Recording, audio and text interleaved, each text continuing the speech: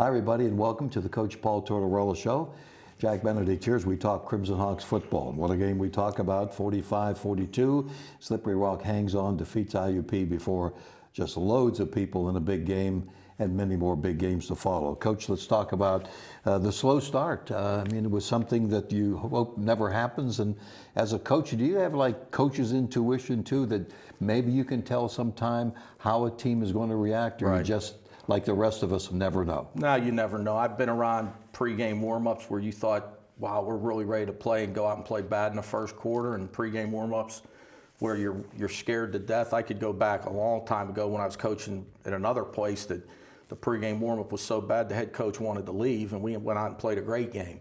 So, you know, you can't predict it. It's something we got to address and fix and, you know, look at, but because we didn't play very good at the beginning of the game last week.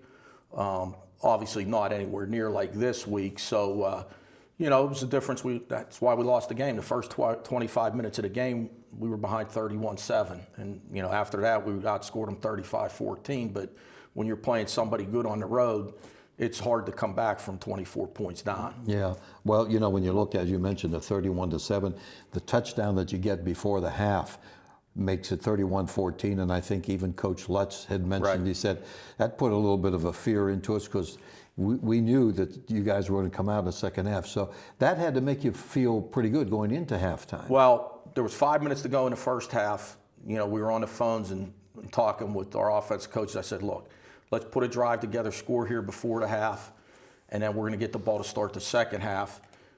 We score there, it's going to be a 10-point game, and that, you know, it's exactly what ended up happening. Exactly. But unfortunately, 30 seconds later, quickly, they score again. Well, there's three plays there. The kick return, they you know, we didn't kick it very well, and they got the ball on the 37-yard line. They missed a late hit by their guy right in front of our bench that should have brought it back to the 22. It was a blatant hit in the back after the whistle. But then they ran a play, gained 12 yards, and then we got a stupid 15-yard penalty. We threw the running back into the official after the whistle. So the 15 they called on us, which was a definite penalty. It should have been called. The 15 they didn't call on them gets them the ball at, I think, our 40, and they hit the pass play for the touchdown on the next play. Great throw and catch at quarterback and their best receiver, Jermaine Wynn. Had a chance at the end to make the play. Our secondary player didn't look back for the ball. But they made a great throw and catch there. But the couple plays that led up to it were disappointing. Was it surprising to you at all that, you know, Rivers had some tremendous numbers passing-wise?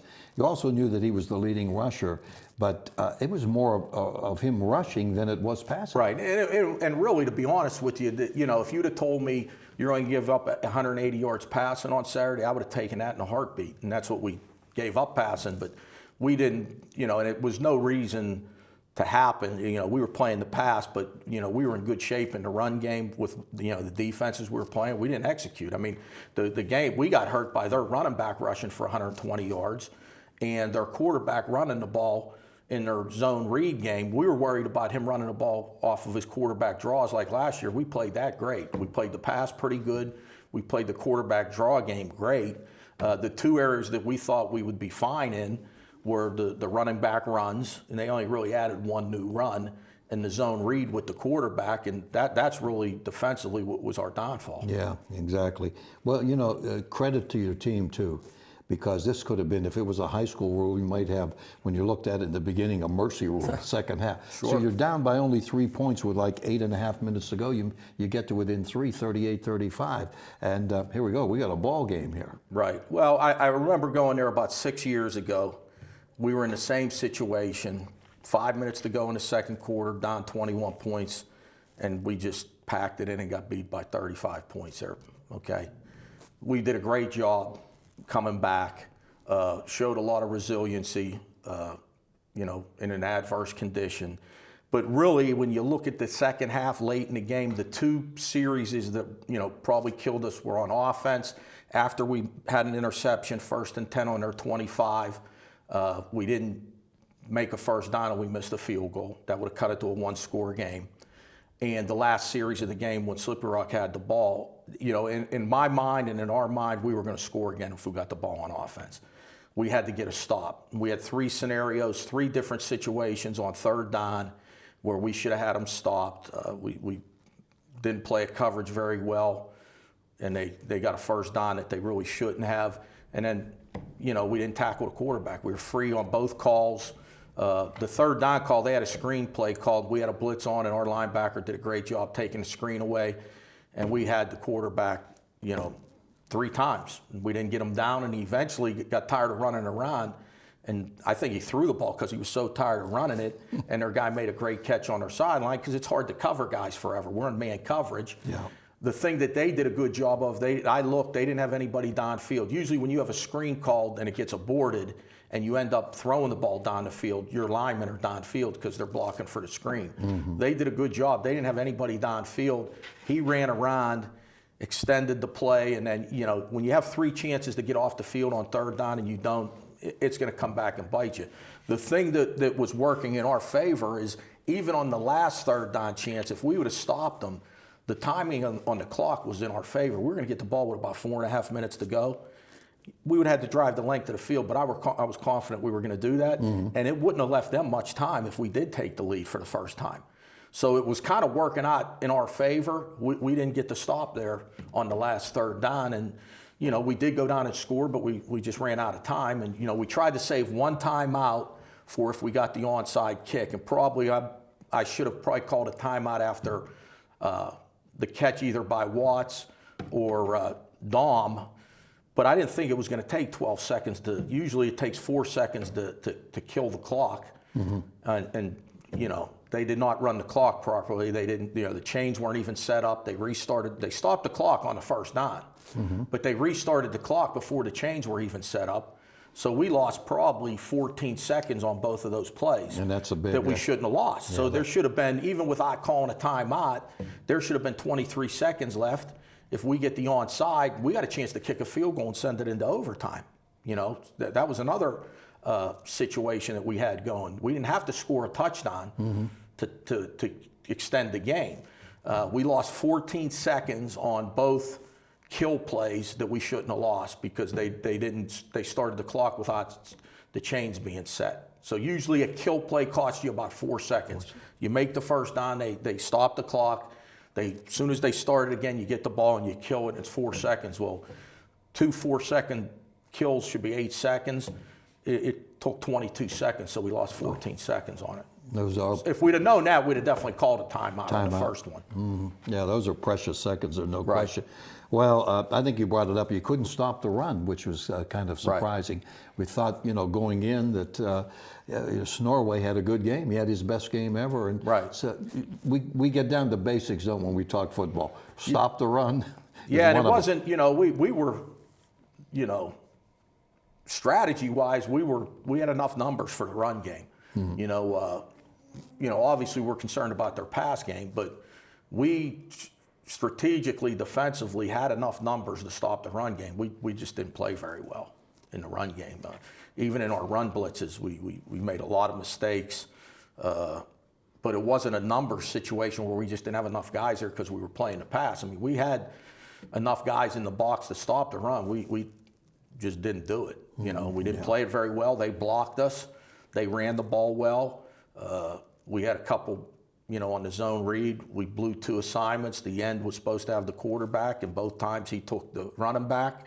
And then on the 10-yard touchdown run by the quarterback down in the red zone, the linebacker was supposed to have the quarterback. He didn't take him, and it was one-on-one out in the field with our star, and their quarterback made a play, and our guy didn't make the tackle in space. So we didn't play good enough, you know, defensively at all, you know, for 60 minutes really, especially in the run game. Yeah.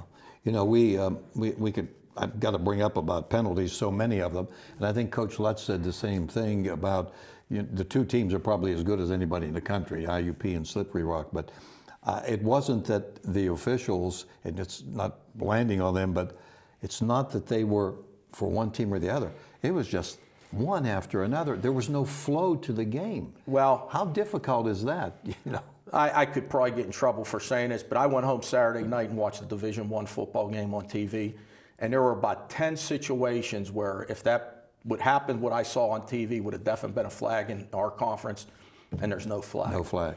You know, they just, you know, they're on top of every little thing, and if it's even close, they're calling it, and they're taking the game away from the players. You know, good, I'm not even saying in our favor or Slippery Rock's favor. I'm just saying in general, they're not letting kids play in our league, and they're 5 of the top 8 penalized teams in the whole country of 157 teams are in the Pennsylvania Conference. So, amazing. I mean, that's got to tell you something. Yeah, that's amazing. And I know as a fan, beyond being a broadcaster, it's just not as much fun. But well, the game took 3.5 hours. It did. I looked. We had 5 conferences. We had 4 flags picked up, and we had 6 offsetting penalties. And my thing is, if you continue to call offsetting penalties, it's not going to stop anything because nobody gets hurt. You know, there's no penalty on anybody. So don't call them offsetting. Call them on who it really is that has the penalty. And, you know, when you're picking flags up and you're having conferences every 2 or 3 calls, the game, it took 3 hours and 30 minutes. Yeah, that's we don't want to get into the baseball time frame. Right. Clarion's up next. This is a team that's been coming on under Chris Weibel the last few years. Are 3-3. They played California and gave them a decent battle there. Right. They had the leading rusher in Malik McGriff. Now, did he not play? I see. Yeah, he got hurt out 2 weeks ago against maybe Seton Hill, I think. I saw he only played 5 out of 6 games. Yeah, he didn't play last week. I don't think he'll play this week. I don't know for sure, but he looked like he had a significant injury against Seton Hill. But you never know. I mean, we could go up there Saturday and he could be playing, but it looked like, unfortunately, he had a significant injury.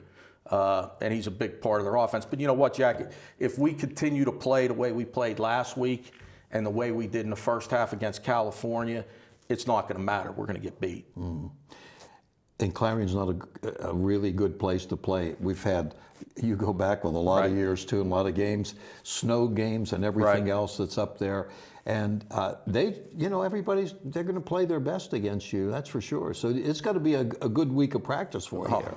I'm going to tell you, the team that plays us better than anybody that's not, you know, as talented as we are, so to speak, is Clarion. They play against. If they played the way they do against us, against everybody else, they would have a chance to win the conference. And I mean that sincerely. That's not just coach speak. They play hard. They play to win. They take chances.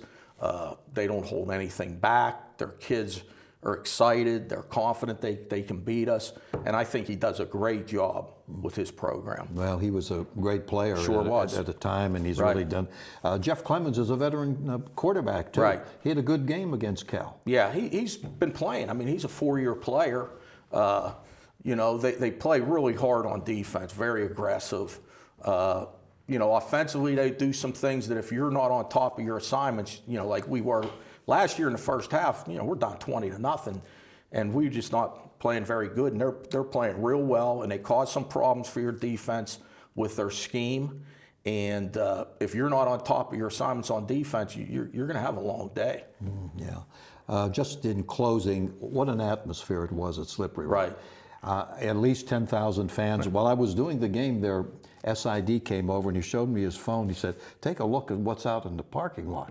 I mean, it was just amazing. And the representation from IUP was really good. Our side was packed. You really started to feel our fans and hear our fans when we were coming back in the second half. I think that helped us. I really do.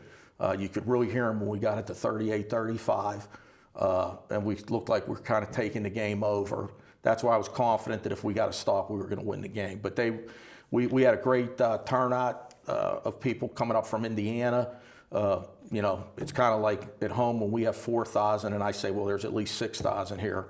At Slippery Rock, they said they had close to 10. There was more than 10,000 people there for that game. I think so. Yeah, I think so. Well, we'll see. Again, Clarion is a short trip, so I'm sure we'll have pretty good representation. Very good. Have a good week of practice, and let's go after Clarion next up. Yep, we'll just try to go 1-0 every week and worry about the next game, and that's kind of the way we are anyway. And now we'll see how we play with our backs to the wall. All right. Good luck, Coach. Thanks. Coach Tortorella with us. Kickoff, by the way, if you're headed to Clarion Saturday at noon. That's it for the coach this time around. We'll see you next week as IUP goes at Clarion on a Saturday at noontime. Have a good week, and we'll see you on Saturday.